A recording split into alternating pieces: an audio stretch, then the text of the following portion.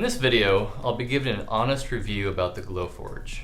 Mine is the Plus, but most of what I discuss will apply to whatever model that you have. This video will be geared more towards those who are still on the fence about whether they should buy, or those who have just purchased and want to get a better idea of what the features are like when they get their product in the mail. So without further ado, let's jump in. Packaging. So I'll be honest, this puppy's $4,000. I was a little nervous about transit. I didn't want my $4,000 machine getting bumped or damaged or anything jiggling loose during transit, and I was a little bit nervous, but once I got the package in the mail, all my fears were put to rest. This thing is so well packaged and insulated. Around the whole Glowforge unit, you got a just shell of foam, and even on the inside of the unit. Inside here, you got all this kinds of foam holding down all the gantry and all the mechanisms. There's clips, tape, everything just to hold this thing super snug so nothing jiggles around or gets bumped or broken during transit. So if that's something you're worried about, rest assured, this thing's packaged really well so you won't have to worry about something getting damaged in shipping. Size and weight. This is super funny. The first thing that I was impressed by when this thing got in the mail was, holy smokes, this thing's huge. I didn't even look at the specifications on the website. I just saw the videos of this thing sitting in a kitchen, in an office environment, and I'm like, okay, it's about this big or so. And when I saw the FedEx guy carrying this thing into my door, I'm like, holy smokes. And then I was actually off that day, and when my wife came home, she said the same thing. She walks in the door and she's like, oh my gosh, this thing's huge. Let me give you a scale. All right, so now I'm standing right next to it. You can see how big this thing really is. I'm 6'1", 155. I'm a little thin, but look at the size of this thing compared to my torso. It's huge. I mean, it's not a bad thing, but I was thinking I was just gonna put it on, like my kitchen table so I can vent it out the kitchen window, but no, I had to get a different table for it. So it is big. It does weigh a ton. I could probably lift it myself, but I don't want to because I don't want to drop a $4,000 machine, but it is really heavy. So make sure you have a sturdy table and you have 2 people lifting it when you do move it around. Setup. Setup was pretty straightforward. There wasn't a whole lot to it. There's a web page that you go to and you just follow step by step on how to set up the machine, how to connect to the Wi-Fi. That was a pretty simple process. In the app, there's some preloaded designs that you can just choose and print off for your first print. This was mine, a little gift of good measure is what it's called. And within about, 45 minutes to an hour, I was printing my first print. Internet. So the Glowforge uses internet to work, which is great because it makes it super, super seamless. I have 4 3D printers, and every time I load the file onto a little jump drive, walk over to my 3D printer, plug it in, hit the file, it's not a problem. But with the internet, it's super nice. I just hit print on the internet, and then it just sends the file over to the Glowforge, and I just push this button, and then it prints. The only downside is if you don't have internet or something happens to your internet or the Glowforge servers go down, you're screwed. There's no other option. Your Glowforge is just a sitting duck. So if there was something I could maybe add in, I think it'd be cool to have maybe a jump drive option. For whatever reason, just safety for me as a consumer. I don't like being 100% dependent on everything running smoothly at the company. What if something happens? I would like to have the ability to load the file onto a jump drive, plug it in that way. So, but anyways, internet, it does make it super seamless. So as long as nothing's going on with your internet, it's going to be a very seamless, enjoyable process for you. Exhaust port. All the fumes that your Glowforge is going to be generating from cutting wood or acrylic or whatever it is it's cutting is going to be filtered out this exhaust port right here. You're going to be getting a 4-inch dryer duct hose like this guy that comes with your Glowforge, and you will clamp that hose onto this exhaust port. Now I'm super handy, I'm really good with my hands, and I had a heck of a time trying to get this hose to stay on to this little port.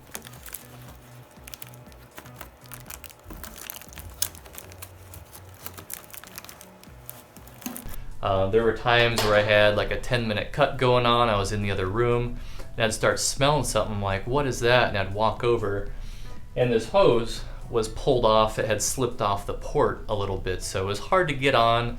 It was hard to stay on. This thing's blowing a lot of air, and sometimes it just kind of blew it open. There's a little crack in there, and so that bugged me. Thankfully, however, there is this little product that you can get. It's about 2 inches, and it just goes on the back of your Glowforge, and your exhaust hose clamps onto it really nicely, and your hose is never going to pull off of it. You can get it online for about 20 bucks, and I'll put the links in the description. Smell. Now your Glowforge cuts by the means of burning, so it's going to generate a lot of smoke, a lot of fumes, but it does a really good job of exhausting those fumes out the hose, out the window, wherever you have it going. But you are going to smell some of those fumes in your house, in the room, wherever you have your Glowforge set up. I think some fumes escape through these joints here at the lid, and also down here at this bottom as well. I've even seen one guy online, maybe you've seen the video, but he actually has like blue painter's tape running down here to try to prevent the fumes from escaping.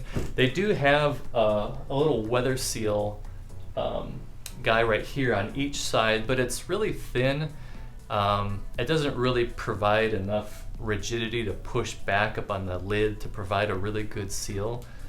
So just be advised, you are going to smell some fumes wherever this thing is. If it's in your living room, your basement, the room, some craft room or whatever, you're definitely going to smell. It's not going to be a lot, it's not going to be terrible, but it really depends on how long your cut is. If your cut is only a minute or 2, you're really not going to notice it. If you're cutting, I had one piece of acrylic I was cutting for a friend. It was a 2-hour long cut, and I had to open all the windows in my house because it was smelling pretty bad. So the takeaway, just put the Glowforge, I have mine in my living room, so it kind of infects the rest of the house. So the takeaway is just to have the Glowforge in its own room.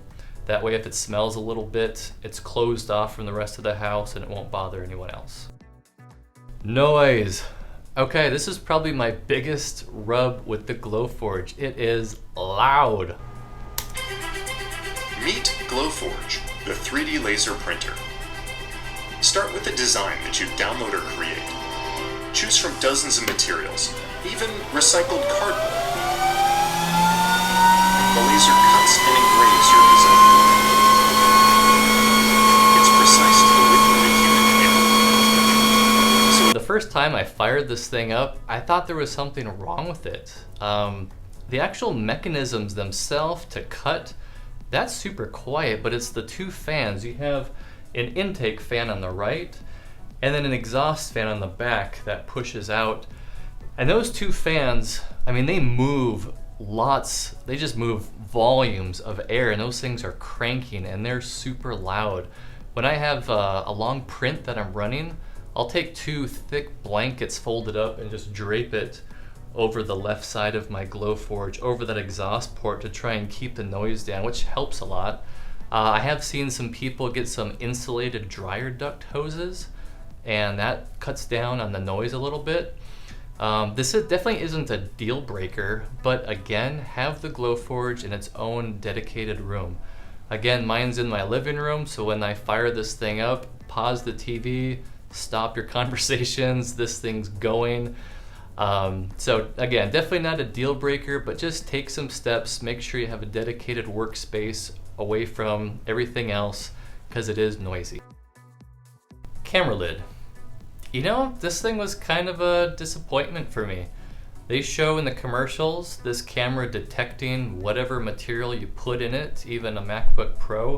It doesn't really work that way. This camera lid isn't really high quality, and it's a fisheye lens, which means that, you know, whatever is directly under it is going to be in focus, but then as you get out further from that lens, things kind of get out of focus, and that's where that QR code is on your Proofgrade Materials.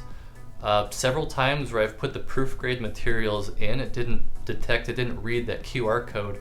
I thought that was a little disappointing. Not a problem whatsoever, because I can just choose what material I'm using in the app, and that's the same thing, it's no problem. But just to be aware of, the camera lid doesn't work as good as you think. Proofgrade Materials. You know, when I ordered the Glowforge, there was a promotion. It says, you know, if you order now, you get $75 worth of Proofgrade Materials. And when I went to go order my Glowforge, I didn't see that listed on there. So I was like, am I getting my Proofgrade Materials? But they did come, and they actually sent quite a bit. And I think they just send these materials in every order standard from my understanding, but don't quote me on that. But they did send me a really good amount of Proofgrade Materials. I think I got 3 acrylics and maybe 5 hardboards. It's kind of like an MDF. So they give you a lot to play around with. The materials that they have on the website for you to buy, I think are decently priced. I don't get the impression that Glowforge is trying to make money off these materials. I think they're just offering them to us at cost. So you can price shop around, get them a little cheaper. But they're not too bad. You know, closely related to that is the Glowforge app. I mean, really the Glowforge itself. It is designed for Proofgrade Materials. It works seamlessly. They designed it for use of these materials. I think a lot on their part is they don't want you putting something in there that causes damage, so they want you to use their materials. You can use whatever you want. You don't have to use their Proofgrade Materials. But it is set up that way. The app, the settings, they're all set up and they're geared for Proofgrade Materials. But you can go into the app, you can set whatever settings you want. There's manual, custom settings. You can play around with whatever you have for whatever material you're cutting. I've cut 1-inch thick wood. I think it was pine that I got from Home Depot that cut it fine. One thing to keep in mind is you really want to pay attention to what you're cutting and do some research on it first. Not everything is laser safe, as you've probably heard. So before you engrave a leather flask, before you engrave some plastic item, especially plastic, or whatever you're doing, make sure that this thing is safe, because you don't want it to generate fumes that are toxic.